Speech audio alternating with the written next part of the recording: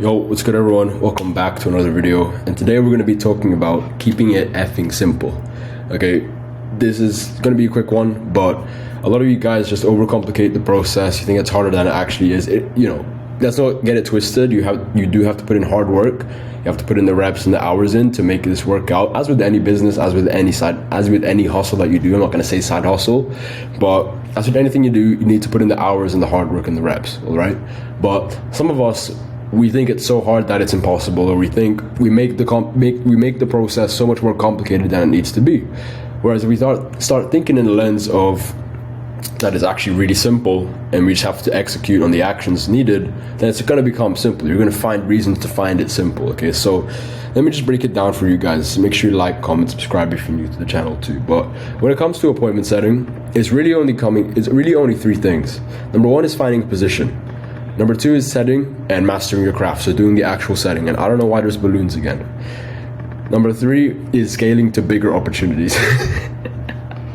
Okay, the balloons threw me off. But number one is finding a position. So that's going to be things like building your profile. It's going to be finding opportunities, applying for opportunities, interviews, conducting them, acing them, and volume maxing. So volume maxing is going to be a big part of this, but first thing is finding a position. So if you're starting from step zero, from scratch, or you're just in the first step, your main priority is finding a position. It's not, don't worry about this stuff yet, because this will come in due time. Focus on step one, because how can you do steps 2 and 3 if you haven't done step 1 yet? So you need to think of it as a bridge. How are you going to get to the other side of the bridge if you haven't even built the bricks at the start? Okay, so you need to lay it brick by brick. You're not going to get here unless you jump over it, which is not going to be possible if it's a big bridge. But you need to lay down the foundations first for the start, and then go along in the process. Okay, so don't worry about this for now and this for now until you've actually found a position, and a solid position for that one too. So building a profile, and I've got playlists on all these three things too. So if you want to check it out, just go to my playlist section. I've intentionally put those playlists because it's just 3 steps. Okay, building your profile, got a video on that. Finding opportunities, applying for opportunities, yada yada. All of this I've got videos on. Okay, I've got about 200 plus videos, coming up to 300 videos now, so the catalog's there. Just go and find it and implement it. Okay, so build the profile out, optimize it, make sure it's presentable, and make sure you leave a good first impression for the people that you're applying to. Next, what you want to do is you want to find the opportunities. Where do you find them? What are the best platforms? Is there a best platform? How can I basically kind of lead source for a position? Third thing is applying for opportunities. So what's the best way to reach out? What's the best outreach method? How should I reach out to them? How should I follow up with them? Yada yada. How do I know if an opportunity is good or not? And then the next thing is interviews. So how do I actually conduct the interviews? Do I have any tips, any pointers that I need to know before heading into it? How do I make a good first impression? Again, what do I need to ask them in the interview? Okay, and then volume maxing is pretty simple. Just hammer out the volume, because none of this stuff is going to work unless you put the volume in. You could, for example, you could do 10 outreaches per day. You can reach out to 10 business owners per day. That could get you results, but you're going to get the result much slower compared to the person who's doing 100 or who's doing 200, or insert any number over 10. Okay, so make sure the volume is there. It's not going to work, or you're not going to get the results as quick as possible if you don't do the volume. Okay, so that's the first thing. Once you got your position, or you've landed 2 positions, whatever your goal is with this, right? Next thing is setting and mastering your craft. So let's say you got onboarded now, you're in an offer, you got step 1 done, which is great, because a lot of people find this step actually the hardest part, is actually finding a position. So once you've done that, congrats. Next thing is setting and mastering your craft. So Convo framework.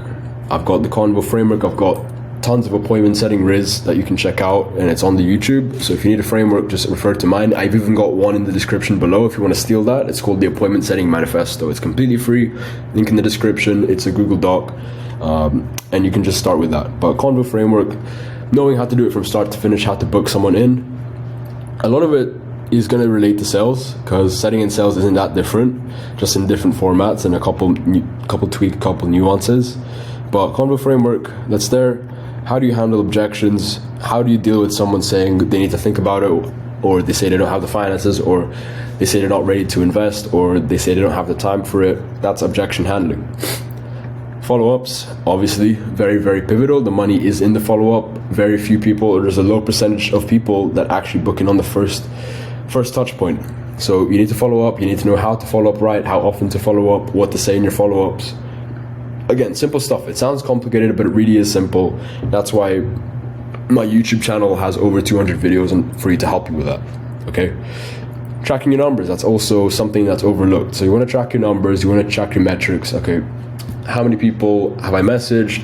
How many people have actually responded back? How many people have sent the link to and pitched? How many people have actually booked the meeting in? How many people have actually hopped on sales calls and showed up? And then how many people have actually closed? So those are things you want to be tracking. Those are just some examples. And then you can reverse engineer your goals from the numbers that you did. So for example, with tracking your numbers, let's say, okay, we'll just take example again. Let's go with 50. Let's say you do 50 outreach per day. Out of those 50, 30 respond back.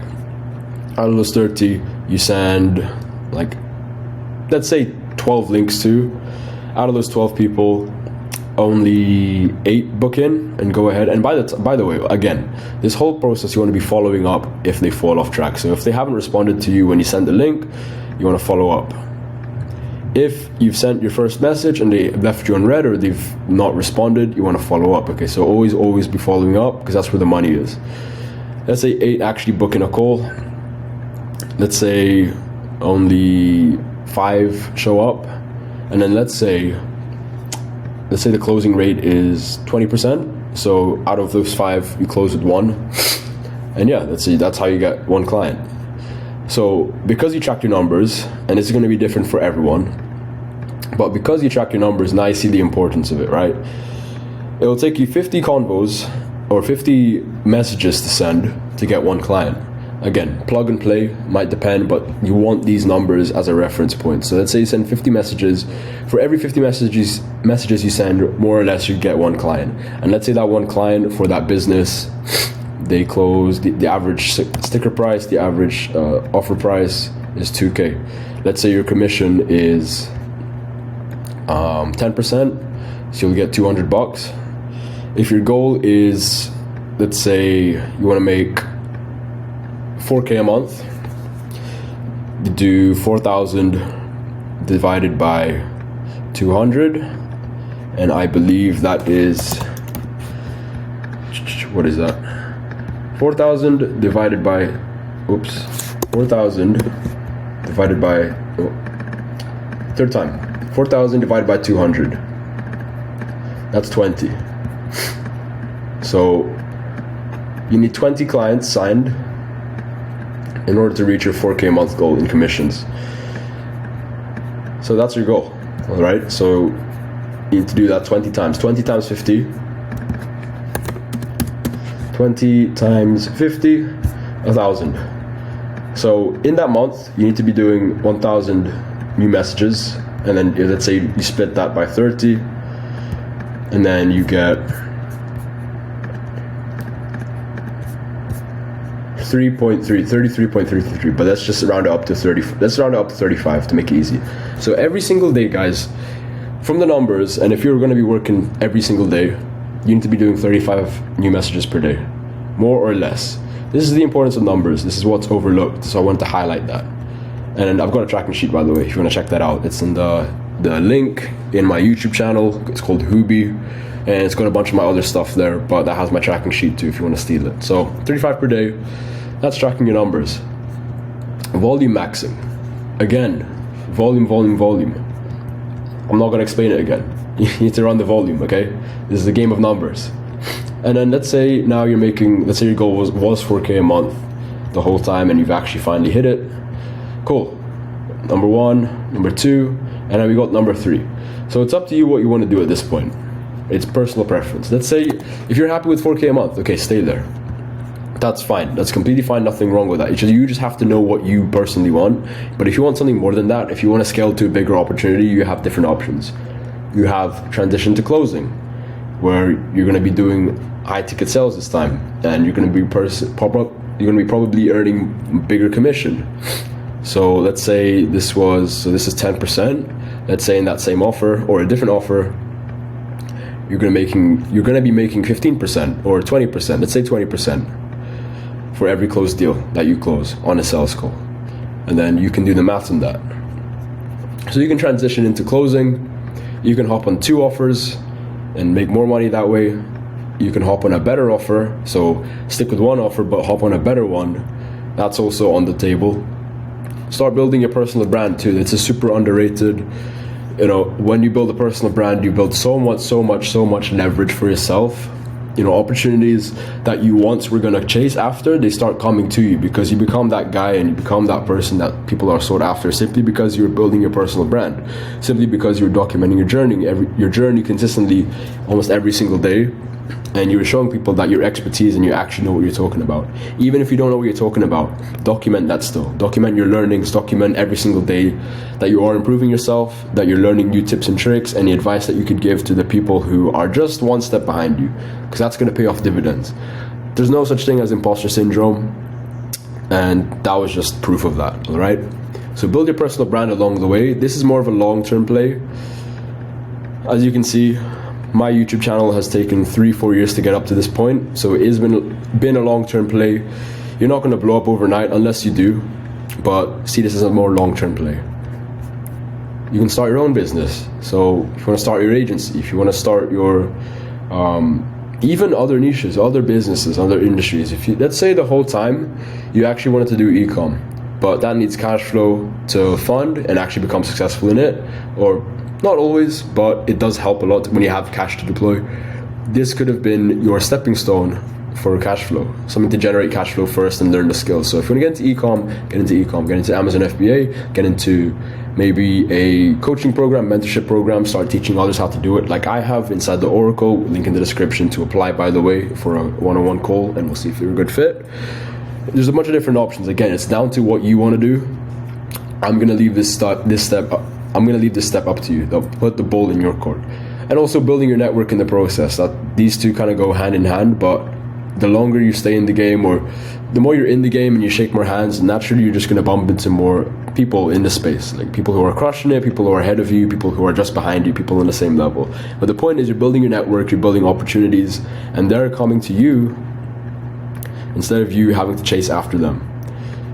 You don't chase, you attract, as that quote goes. O for opportunities. OP. Boom. So yeah, keep it simple, all right? Don't overcomplicate it. Don't make it more complicated than it needs to be. Number 1 is finding a position. Number 2 is setting and mastering your craft. And then number 3, scaling to bigger opportunities. Keep it simple, guys, all right? So I hope you enjoyed today's video. Make sure you like, make sure you comment, make sure you subscribe, especially if you're new to the channel, or if you haven't subscribed yet, what are you doing? This is an old style video. This is what I was doing earlier, like 1-2 years ago. So I hope you like the throwback. Hope this is a bit nostalgic. I might do these type of videos again. No, I will, because I know you guys always love that. So there you go. Keep it simple and take care. All the best. Thanks for watching.